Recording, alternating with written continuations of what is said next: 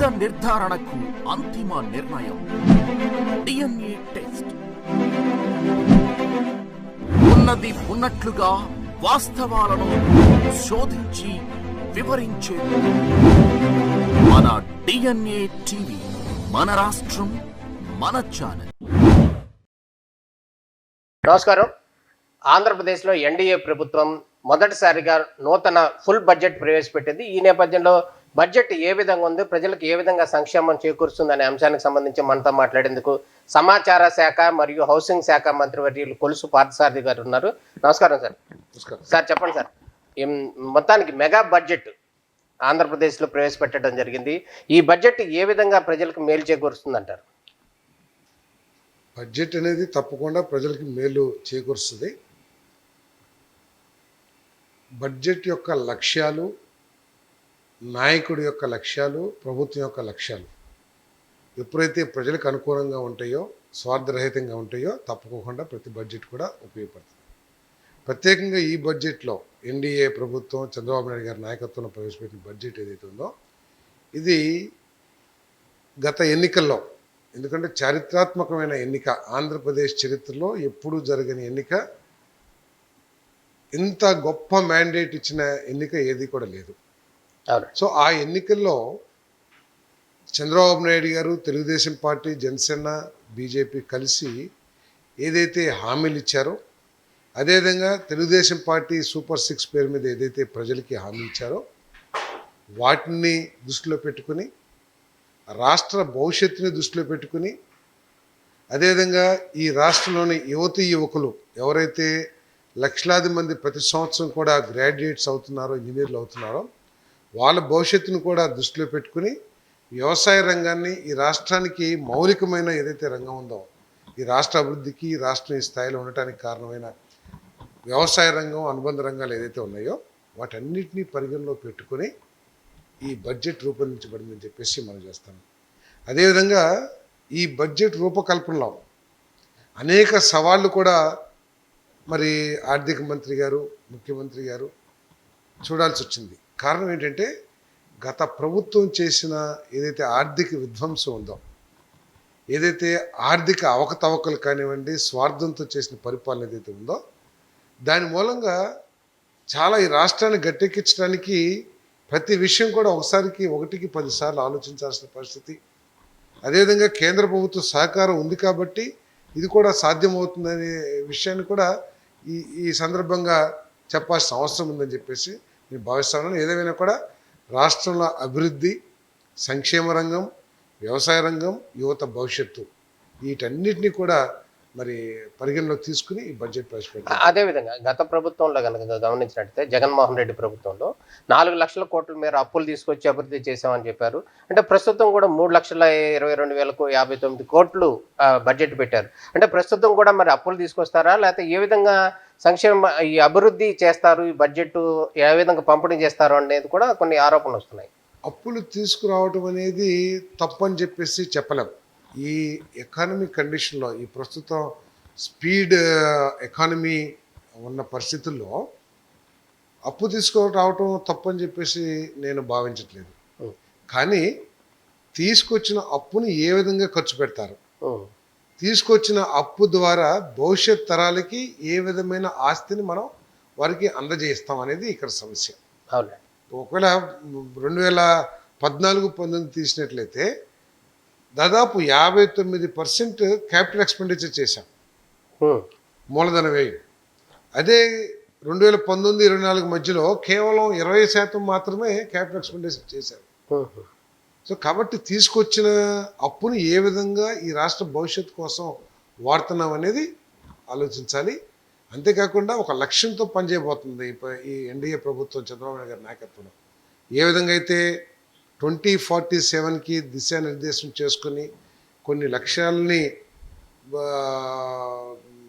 సిద్ధపరచుకుని ఏదైతే కేంద్ర ప్రభుత్వం ముందుకెళ్తుందో, అదేవిధంగా చంద్రబాబు నాయుడు గారి నాయకత్వంలో స్వర్ణాంధ్ర 2047 లక్ష్యంతో కొన్ని సూత్రాలు, కొన్ని ప్రిన్సిపల్స్ ఏర్పాటు చేసుకుని ఈ 5 సంవత్సరాల్లో 2024-29 మధ్య కాలంలో ఆ స్వర్ణాంధ్రకి బలమైన పునాదులు వేయాలనేది ఈ ముఖ్యమంత్రి గారు, అదేవిధంగా కూటమి ప్రభుత్వం యొక్క లక్ష్యం.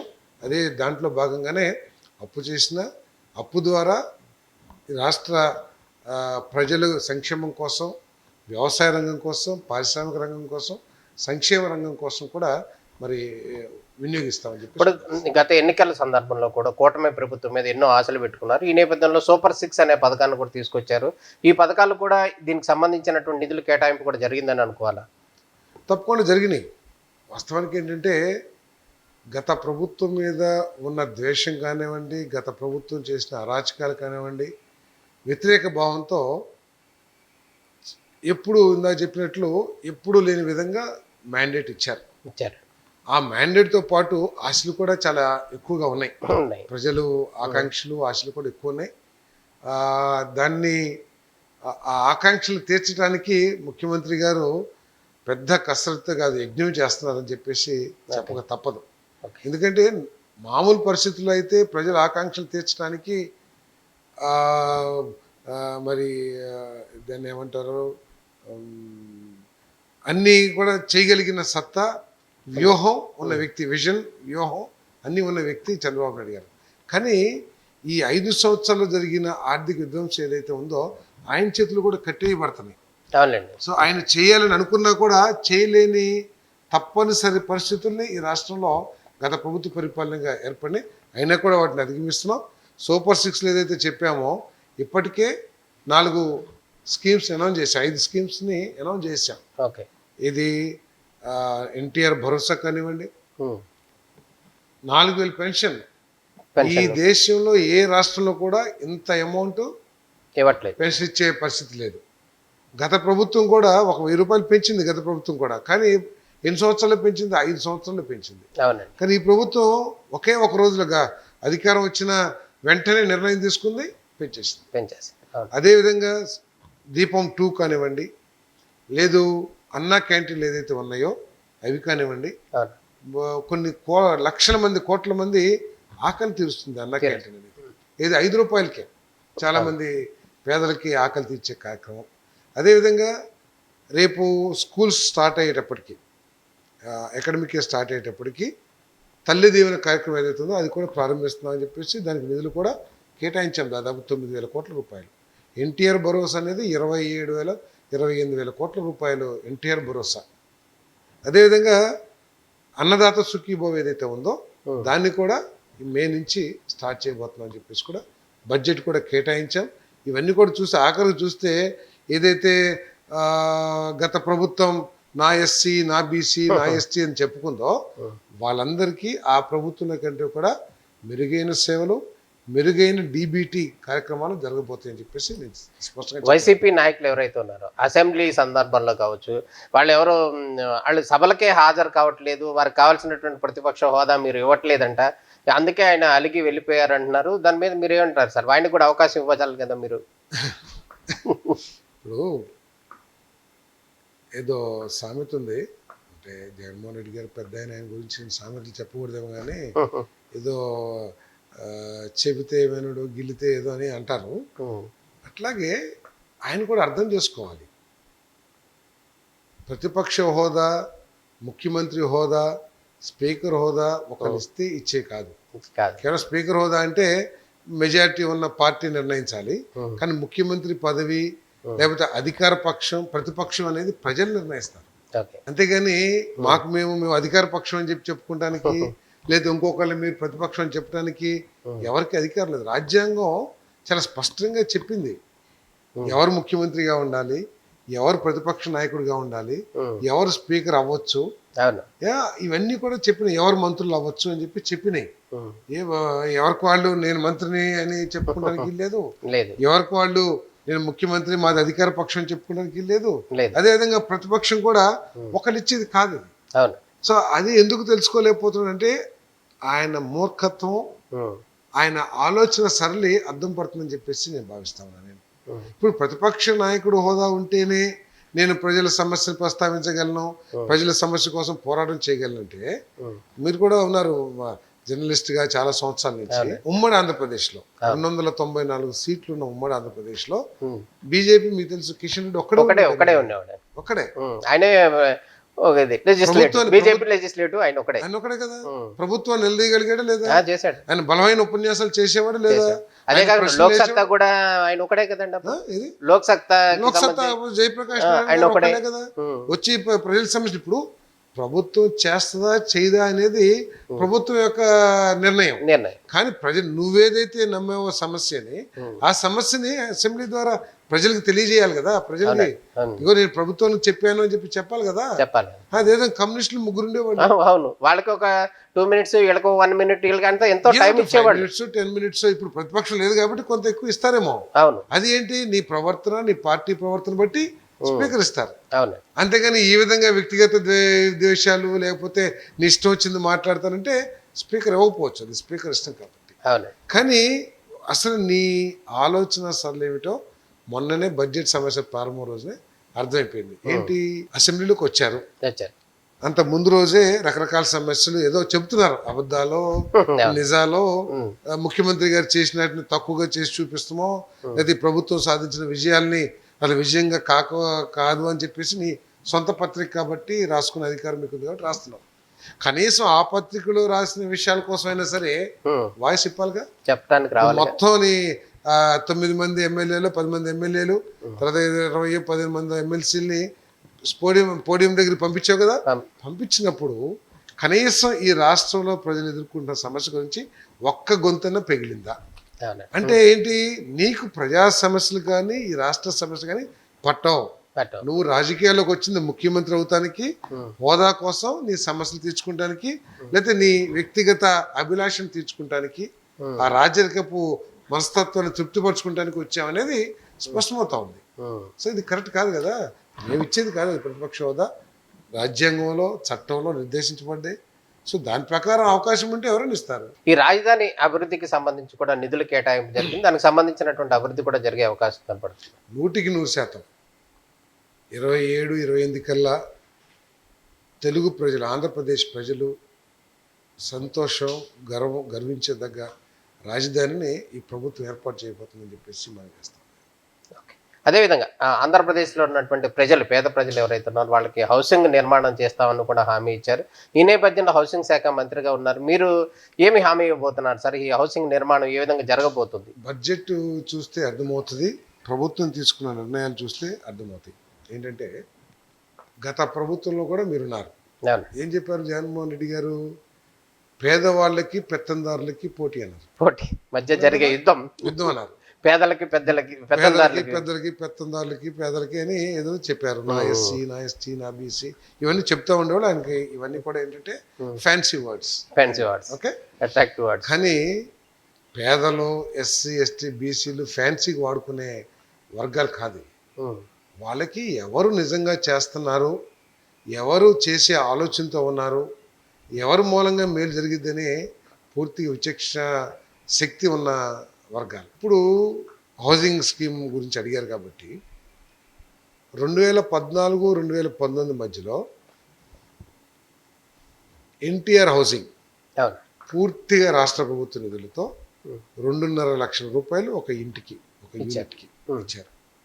దాంతోపాటు నా ఎస్సీ, నా ఎస్టీ, నా బీసీ అని చెప్పేసి డాయస్ల మీద ఒకదంపుడు చెప్పకపోయినా మనసులో ఆ వర్గాల గురించి అభిమానం, వాళ్ళకి చేయాలనే ఆలోచన ఉంది కాబట్టి ఎస్సీలకి 50,000, ఎస్టీలకి 75,000, పీజీటీవీస్కి 1,00,000 రూపాయలు ఇచ్చారు అదనంగా. ఏది 2.5 లక్షలకు అదనంగా. ఈ 2.5 లక్షలు ప్లస్ 50,000 లేకపోతే 75,000 ఇవన్నీ కూడా పూర్తిగా రాష్ట్ర ప్రభుత్వం నిధులు. ఓకే, అంటే చెయ్యాలనే అభిలాష, చెయ్యాలనే ఆలోచన ఉన్న నాయకుడు ఇచ్చిన పథకం. తర్వాత జగన్మోహన్ రెడ్డి గారు వచ్చారు. జగన్మోహన్ రెడ్డి గారు వచ్చిన తర్వాత కేంద్ర ప్రభుత్వం 1,50,000 ఇస్తానండి. 1,50,000 ఇస్తానన్నప్పుడు కనీసం 1,00,000, అంతకుముందు ప్రభుత్వం 2.5 లక్షలు ఇచ్చింది, నేను 1,00,000, అదేవిధంగా ఎస్సీలకి ఒక 50,000, 25,000 లేకపోతే కొంత పెంచి 70,000 ఇస్తానని చెప్పేసి ఆలోచన చేయాలిగా. ఎస్సీలకి, ఎస్టీలకి ఇచ్చిన డబ్బులు ఏదైతే ఉందో పూర్తిగా క్యాన్సిల్ చేశారు. 2.5 లక్షల రూపాయలు రాష్ట్ర ప్రభుత్వ నిధుల్ని ఆనాడు చంద్రబాబు నాయుడు గారు ఇస్తే జగన్మోహన్ రెడ్డి గారు కేవలం 30,000 రూపాయలు మాత్రమే ఇచ్చాడు.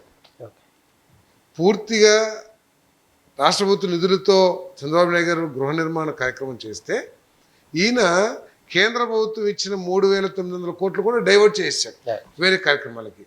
ఇప్పుడు మరి ప్రజలందరూ కూడా చెప్పాలి ఎవరు పేదల పక్షాన ఉంటారు, ఎవరు పెత్తందారుల పక్షం అనేది ఒకసారి ఆలోచించాలి. దానికి తోడు ఈరోజు చంద్రబాబు నాయుడు గారు ఏం చేశారు, క్యాబినెట్లో మొన్న కూడా ఆమోదించారు. వీళ్ళు కట్టుకోలేకపోతున్నారు. హౌసింగ్ డిపార్ట్మెంట్ నుంచి మేము చెప్పాం సార్, యూనిట్ కాస్ట్ని చాలా తక్కువగా ఇస్తున్నారు.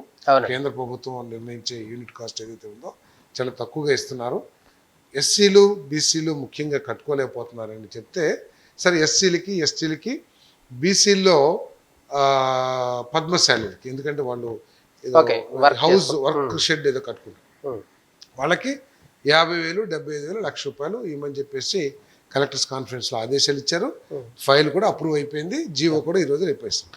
నిన్న క్యాబినెట్లో ఆ అప్రూవల్ని క్యాబినెట్ ఆమోదం కోసం నిన్న పంపిస్తే ముఖ్యమంత్రి గారు ఎస్సీలకి ఎస్టీలకి పీజీటీవీలకి ఇస్తున్నారు, మరి బీసీలకి ఎందుకు ఇస్తలేదు, బీసీలకు కూడా ఇవ్వాలి కదా, వాళ్ళు కూడా పేదవాళ్ళు కదా అని చెప్పేసి అడిగితే, సార్ బడ్జెట్ అంటే అది 5,000 కోట్లు కానీ 6,000 కోట్లు కానీ మనం ఇవ్వాల్సిందే అని చెప్పేసి కేవలం ఎస్సీ ఎస్టీ పీజీటీవీస్కి ప్రపోజల్ వెళ్తే, ఇందుకు కలెక్టర్ కాన్ఫరెన్స్లో ముఖ్యమంత్రి గారి ఆదేశాల మేరకు మేమేమనుకున్నామంటే, సరే ముఖ్యమంత్రి గారు ఎస్సీ ఎస్టీ గత 14-19లో ప్రభుత్వంలో ఉన్న పథకాన్ని అనౌన్స్ చేశారు, ముఖ్యమంత్రి గారు ఇచ్చారు, సరే బీసీలకి ఏం చేద్దామని చెప్పేసి మేము ఒక ఆలోచన చేశాం.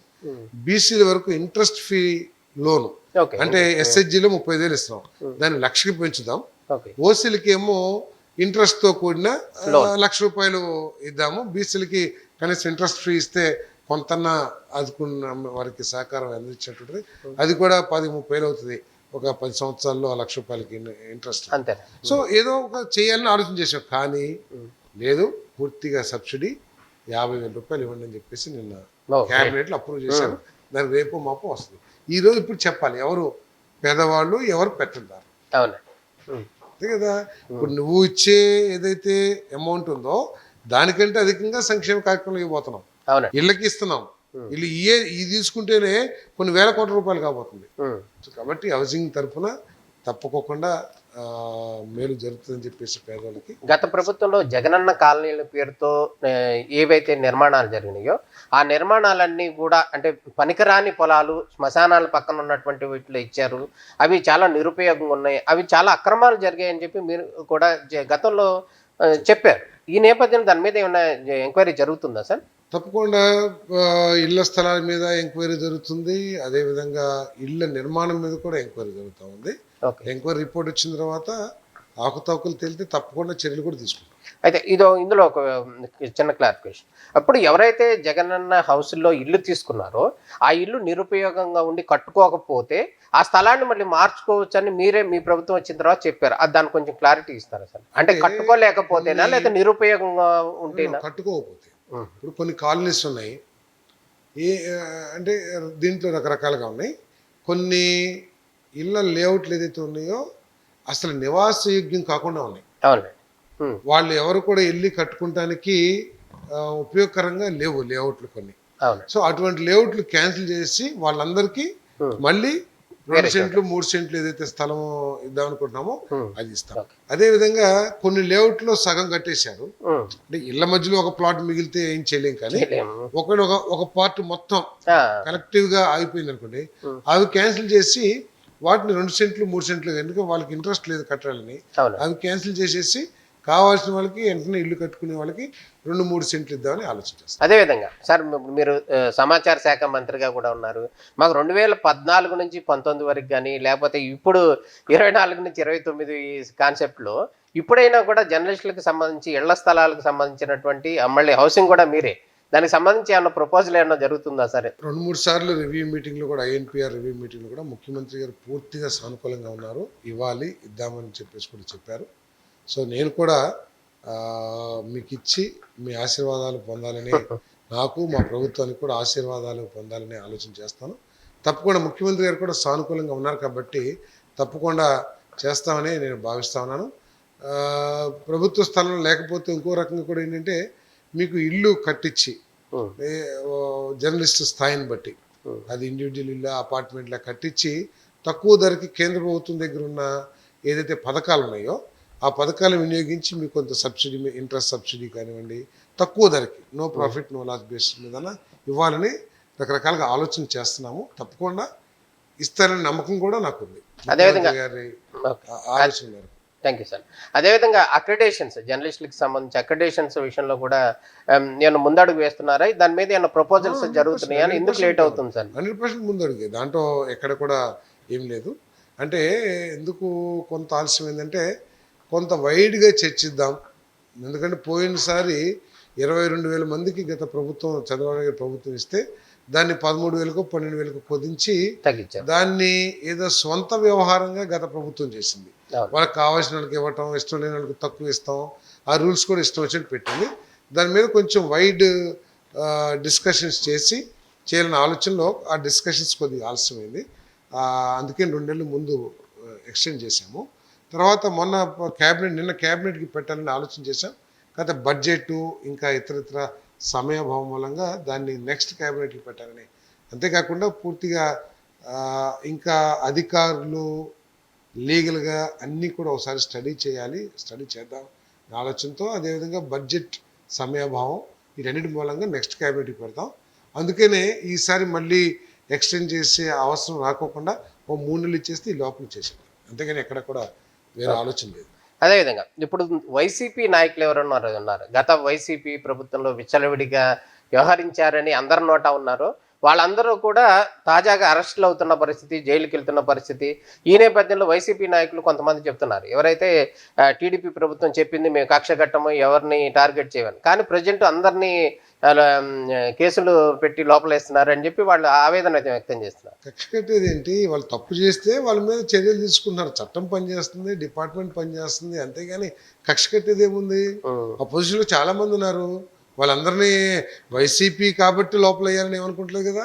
వాళ్ళు చేసిన పనిని బట్టి వాళ్ళ మీద చట్టపరంగా చర్యలు తీసుకున్నారు. వైసీపీలో 151 మంది ఎమ్మెల్యేలు ఉన్నారు, కొన్ని వేల మంది కార్యకర్తలు ఉన్నారు. సో వాళ్ళందరి మీద ఏమి అందరినీ 150 మందిని లోపల వేసేయండోనో లేకపోతే అదేం అంటలేదు కదా. ఎవరి మీద అయితే కేసులు ఉన్నాయో, ఎవరైతే అరాచకంగా కానీ లేకపోతే ఎవరైతే కొంత చట్ట పరిధిని అతిక్రమించారో అటువంటి వాళ్ళ మీద చర్యలు తీసుకున్నారు. అది అసలు పార్టీకి ప్రభుత్వానికి సంబంధం లేదు.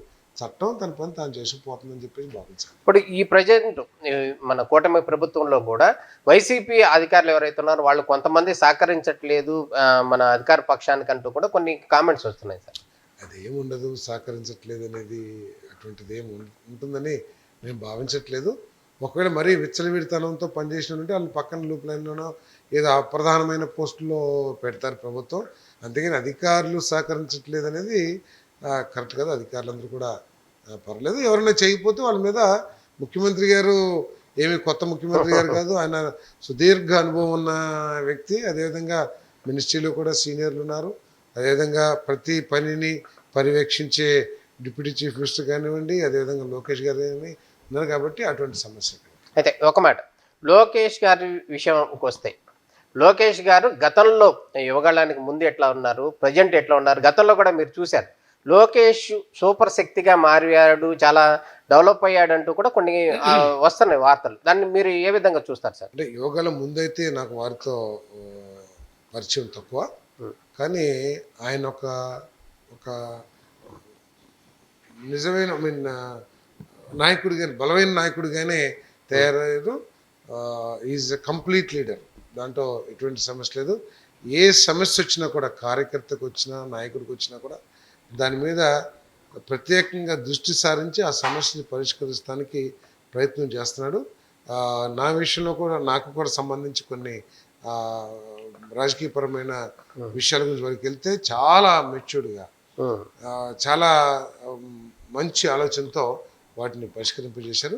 Is the leader of Chandrababu Naidu గారు, తర్వాత లోకేష్ గారు. అంత బలమైన శక్తిగా ఆయన ఎదిగారు. ఆయన నాయకత్వంలో తెలుగుదేశం పార్టీ ఇంకా బలోపేతం అవుతుంది అన్నట్లో కూడా ఎటువంటి సందేహం లేదు. ఆయన సమక్షంలోనే మీ సహచార మంత్రి కూడా ఫ్యూచర్ సీఎం లోకేష్ అంటూ కూడా దావోస్లో చెప్పారు. అది కొంత గందరగోళం అయినట్టుంది. అది గందరగోళం ఉంది, ఎవరి అభిప్రాయం అనుకుంటుంది. నా సహచార మంత్రి గారిది అటువంటి అభిప్రాయం అందరిలో చాలా మందిలో అభిప్రాయం ఉండొచ్చు. మా అభిప్రాయాన్ని వ్యక్తపరచకూడదని ఎక్కడ ఇది లేదు కదా. కానీ అది పార్టీ నిర్ణయిస్తుంది. అదేవిధంగా ఇది ఎన్డీఏ కూటమి కాబట్టి ముఖ్యమంత్రి గారు చంద్రబాబు నాయుడు గారు నిర్ణయిస్తారు. తెలుగుదేశం పార్టీ వరకు ఈజ్ ది లీడర్. అవునా, చంద్రబాబు నాయుడు గారి తర్వాత ఈజ్ ది లీడర్, దాంట్లో ఎటువంటి డౌట్ లేదు. అయితే ఇంకొకటి ఏంటంటే పవన్ కళ్యాణ్ డిప్యూటీ సీఎం గారు, సీఎం చంద్రబాబు నాయుడు గారు వాళ్ళిద్దరి మధ్య ఏదో చిన్న పరపత్యాలు ఉన్నాయి అంటూ కూడా కొన్ని కామెంట్స్ రోమర్స్ ఎన్ని పొలాలు పెట్టినా మేము పెట్టట్లేదు, ఎంత కెలికినా కూడా వారిద్దరి మధ్య ఎక్కడ పొరపచ్చాలో వాళ్ళిద్దరు ఉన్నంత సన్నిహితంగా కానీ మంచి సోదర భావమో లేకపోతే ఏ భావం స్నేహభావమో ఏదైనా కానివ్వండి, నేనైతే ఇప్పుడు దాకా ఏ రాజకీయ నాయకుల మధ్య చూడలేదు. ఒకే పార్టీలో ఉన్న నాయకుల మధ్య కూడా అంత స్నేహభావం, సోదర భావం లేదా ఒక మంచి భావం అనేది ఎక్కడ ఉండదు. వాళ్ళిద్దరి మధ్య ఎటువంటి పొరపచ్చాలో పవన్ కళ్యాణ్ గారు పదే పదే చెప్తూ ఉన్నారు. చంద్రబాబు నాయుడు గారి రాబోయే 15-20 సంవత్సరాలు కూడా ముఖ్యమంత్రిని కాబట్టి మీరు ఎంత ప్రయత్నం చేసినా లేదా ప్రతిపక్షం ఎంత ప్రయత్నం చేసినా లేకపోతే ఇంకెవరన్నా స్వార్థంతో చేసినా వర్కౌట్ అవ్వదు. ఓకే సార్, అయితే మొత్తానికి ఓవరాల్గా చెప్పండి సార్. కూటమి ప్రభుత్వం మీద ఎన్నో హోప్స్ పెట్టుకుని కూటమి ప్రభుత్వానికి మద్దతు ఇచ్చారు. ఈ 9 నెలల్లో దాదాపు కూటమి ప్రభుత్వం ప్రజల అంచనాలకి తగ్గట్టుగా వాళ్ళకి చేరుకుందని మనం భావించవచ్చా? మీరు సమాచార శాఖ మంత్రిగా ఉన్నారు కాబట్టి ఈ నేపథ్యంలో ఎట్లా ఉంది పరిపాలన ఓవరాల్గా ఈ 9 నెలలు? ఓవరాల్గా పరిపాలన బ్రహ్మాండంగా ఉంది. రాష్ట్ర అభివృద్ధికి అదేవిధంగా ప్రజల సంక్షేమాన్ని దృష్టిలో పెట్టుకుంటే బ్రహ్మాండంగా ఉంది. ప్రజలకి ఒక మంచి భవిష్యత్తును ఏర్పాటు చేయగలిగిన పరిపాలన అయితే ఉంది రాష్ట్రానికి. ఆకాంక్షలు ఇందాక చెప్పినట్లు ఆకాంక్షలు చాలా ఎక్కువగా ఉన్నాయి. ఆకాంక్షలు ఉండటంలో తప్పులేదు, కానీ ఆకాంక్షలు ఎక్కువగా ఉండటం కూడా వారి తరపు నుంచి ప్రజల తరపు నుంచి తప్పులేదు. ఎందుకంటే 5 సంవత్సరాలు చాలా కష్ట నష్టాలు పడ్డారు కాబట్టి ఏదో మా ప్రభుత్వం వచ్చింది, మన ప్రభుత్వం వచ్చింది అనే భావంతో ఆకాంక్షలు ఎక్కువగా ఉన్నాయి. దాన్ని అందుకోవటానికి ఈ ప్రభుత్వం శతవిధాల కృషి చేస్తుంది. దాంట్లో ఎటువంటి ఏ ఒక్క అవకాశాన్ని కూడా వదులుకోదు. ఆ ఆకాంక్షలను తీర్చడానికి ప్రభుత్వం ప్రయత్నం చేస్తుంది. కాకపోతే పరిస్థితులు కూడా ప్రజలు, కార్యకర్తలు, నాయకులు అందరూ కూడా అర్థం చేసుకుని కొన్ని సాధ్యాసాధ్యాలను కూడా మంచి మనసుతో అర్థం చేసుకుంటే ప్రజల సమస్యలు తీర్చడానికి మాత్రం ఎక్కడ కూడా వెనకాడే పరిస్థితి లేదు. ఏదైతే చెప్పామో సూపర్ 6లో వాటన్నిటిని కూడా అమలు చేయడానికి ప్రయత్నం చేస్తాం. రాష్ట్రాన్ని ఊబిలో నుంచి గట్టు ఎక్కించడానికి పట్టాల మీద తీసుకురావడానికి ప్రయత్నం చేస్తాం. కాబట్టి ప్రజలు కూడా సహకరించాలి, కార్యకర్తలు కూడా సహకరించాలి. ఇప్పుడు ఆంధ్రప్రదేశ్ హౌసింగ్ శాఖ మంత్రి, సమాచార శాఖ మంత్రిగా ఉన్నటువంటి 2 శాఖల మంత్రిగా ఉన్న మీరు నూజివీడు నియోజకవర్గానికి ఎమ్మెల్యేని. నూజివీడు అభివృద్ధికి సంబంధించి ఏం చేశారు, ఏం చేయబోతున్నారు? నూజివీడులో రహదారుల సమస్య చాలా వరకు తీరింది. అదేవిధంగా చింతలపూడి ప్రాజెక్టు కోసం నేను ముఖ్యమంత్రి గారితో కానీ ఇరిగేషన్ మంత్రి గారితో కానీ పదే చర్చించడం, అవసరమైతే ఉన్న కోర్టు కేసులు ఉన్నాయో దాన్ని నూజివీడు ప్రజల తరపున నేను అడ్వకేట్ని పెట్టి కూడా పోరాటం చేస్తానికి ప్రయత్నం చేస్తూ ఉన్నాను. అదేవిధంగా ఎన్ఎస్పి నీళ్లు తీసుకురావడానికి ప్రయత్నం చేస్తున్నాం. Market yard, mango market yard నిర్మాణం కోసం ప్రయత్నం చేస్తున్నాం. ఇండస్ట్రీస్ అభివృద్ధికి కూడా ప్రయత్నం చేస్తున్నాం. ప్రజలకి ఏ సమస్య వచ్చినా కూడా దాన్ని పరిష్కరించడానికి ఎప్పుడు ఎల్లవేళ అందుబాటులో ఉండడానికి కృషి చేస్తాం. ఇంకా ఫైనల్గా ఒకటి, సమాచార శాఖ మంత్రిగా పార్థసారథి గారు, డైరెక్టర్గా శుక్లా గారు వచ్చిన తర్వాత జర్నలిస్టులకు సంబంధించినటువంటి అనేక ఇష్యూస్ క్లోజ్ అవుతాయి, వాళ్ళకి మేలు జరుగుద్దని ఆశిస్తున్నారు. ఈ నేపథ్యంలో వారి గురించి ఏమన్నా ఒక మాట చెప్తారు? 100% మాది జర్నలిస్టుల ఫ్రెండ్లీ ప్రభుత్వం. దాంట్లో ఎటువంటి సమస్య లేదు. జర్నలిస్టుల సమస్యలు పరిష్కరించడానికి ఏదైనా ఉంటే విషయం చర్చించి పరిష్కరించడానికి కూడా సిద్ధం. ఈ ప్రభుత్వం ఎప్పుడు కూడా అన్ని వర్గాల ప్రజలకి మేలు చేయాలని ఆలోచనతో ఉండే ప్రభుత్వం. Thank you sir. ఇది సమాచార శాఖ మంత్రి పార్థసారథి గారు చెప్తున్నటువంటి విశేషాలు. నమస్కారం.